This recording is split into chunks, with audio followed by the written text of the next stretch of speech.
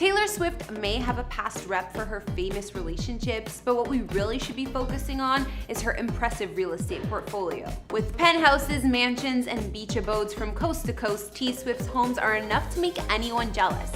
And it's said her properties are worth a total of $80 million or more. We're gonna take a look at where the star calls home, so in the words of Taylor herself, are you ready for it?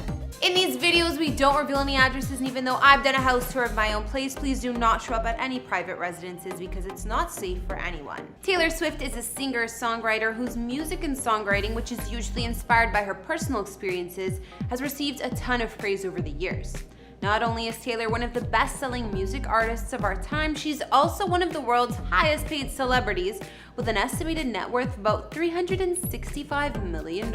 T Swift is also a queen of reinventing herself, so it should come as no surprise her real estate portfolio is similar. She's lived in cool California homes to sprawling New York City penthouses and everywhere in between, but no matter the home, she's never gone out of style. Hey everyone, I'm Kara the Vampire Slayer, bringing you another exclusive house tour here on Famous Entertainment, this one checking out the epic real estate of Taylor Swift. If you haven't already, be sure to subscribe and ring that bell for notifications because we post brand new videos daily. As always, you can follow me on Instagram to chat, and now let's get into this video.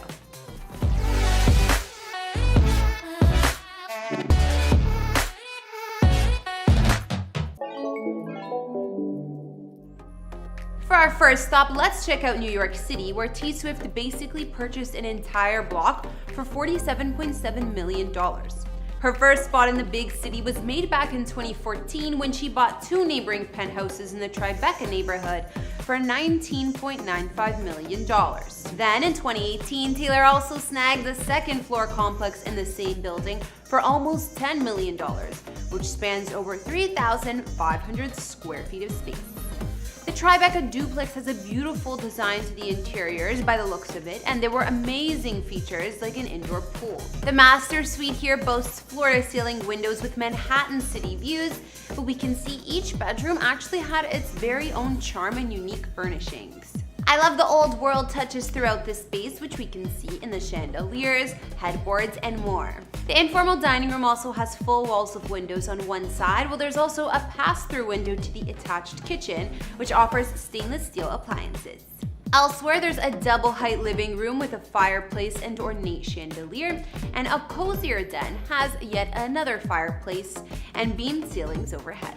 Also in 2017, Taylor bought a 100-year-old 4-level townhouse next door for $18 million, which boasted features like a gym, a spa, antique wide plank wood floors, and a planted terrace with a Japanese paper glass wall. The townhouse boasted 7 bedrooms and 6 baths in total, with 3 of the bedrooms located in a next-door apartment, which is useful for Taylor's staff or guests.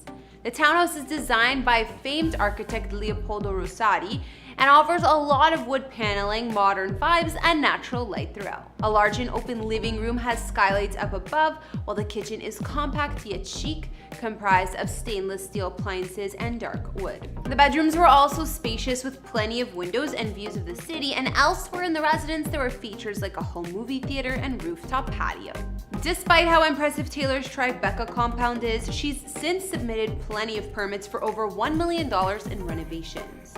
You already know she's done some work to the place. When Taylor needs a getaway, she has her Rhode Island mansion to escape to, which she reportedly snagged in an all-cash deal for $17.75 million. The property sits on 5 acres of land with over 700 feet of beachfront, not to mention it's on the highest point in Watch Hill, giving T Swift amazing views of the water. The quiet neighborhood isn't a huge spot for most celebrities, but that may have been a draw for Taylor to get some much-needed privacy. It's rumored that her song, The Last Great American Dynasty, was actually inspired by her Watch Hill property. Let me explain. The song details the previous owners of the estate, especially Rebecca Harkness, who was the widow of Standard Oil heir William Hale Harkness. This was with whom she picked out a home and called in Holiday House, shortly before he passed away in 1957. Also, according to Taylor's song, after the 4-story home was occupied by Rebecca and Woman with Madness, Their Men and Bad Habits, It was left empty for 50 years before the singer eventually purchased it. She then goes on to sing, "Who knows, if I'd never showed up, what could have been?" Either way, the Rhode Island estate spans 12,000 square feet inside with 8 beds, 9 baths, and 8 fireplaces throughout. Not to mention plenty of space for all her guests when she throws her summer parties.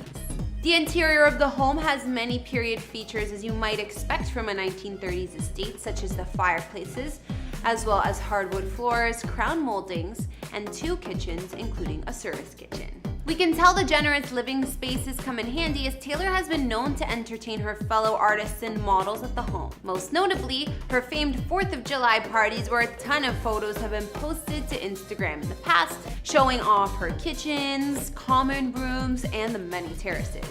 Being a Nashville native, of course, T Swift also owns property here. One of her first ever real estate purchases was in 2009 when she bought a penthouse on Nashville's Music Row for $1.9 million, which spans over 3,200 square feet of space. It's a corner unit with 3 bedrooms and 4.5 bathrooms over 2 levels. Penthouse is located at the Adelicia complex and offers soaring ceilings and plenty of floor-to-ceiling windows overlooking the city views. Other amenities in the building itself include a heated Olympic-length pool, gym, and a personal trainer. Not to mention, when we've caught glimpses inside Taylor's apartment, here the design was surprisingly unique. It was playful and girly with vibrant splashes of color. Taylor also owns another estate in Nashville, her mansion in the Forest Hills neighborhood. The Greek Revival estate was built in 1934 by the ambassador to Denmark at the time, and the main home spans 5,600 square feet with 4 beds and 4 baths. Known as the Northumberland Estate, Taylor snagged the property in 2011 for $2.5 million, but these days it would likely be worth double. The home includes vaulted ceilings, marble fireplaces, and classic touches throughout, while outside you'll find a pool and a detached 2,000 square foot guest house. Taylor loves spending time in Nashville as it's also where she launched her music career, and she claims to love the laid-back vibe and being able to go out to the store without swarms of paparazzi. While T Swift spends much of her time on the East Coast, she still has an LA pad to retreat to. In 2018, Taylor sold 2 of her properties in Beverly Hills, a Cape Cod-style cottage for $4 million and a smaller single-story guest house property for just under $3 million.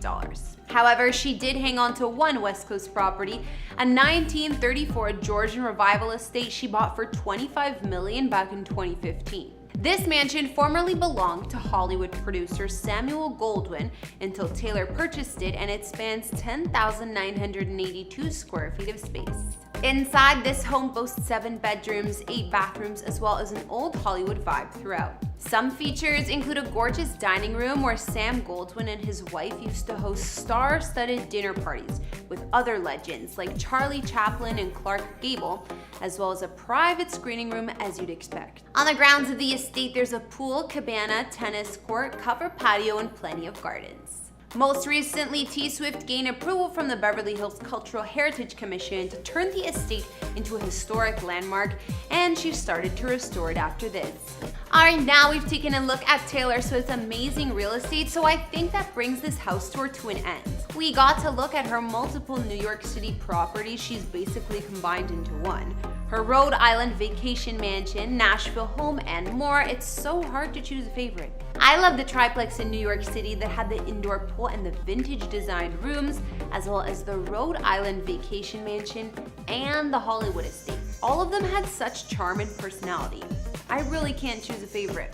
All I can say is that T Swift has got some amazing taste in homes. Be sure to let me know which of her multiple mansions you guys would choose to live in most of all down in the comments. Thanks for watching. Don't forget to follow me on Instagram, and I will see you all in the next video. Bye!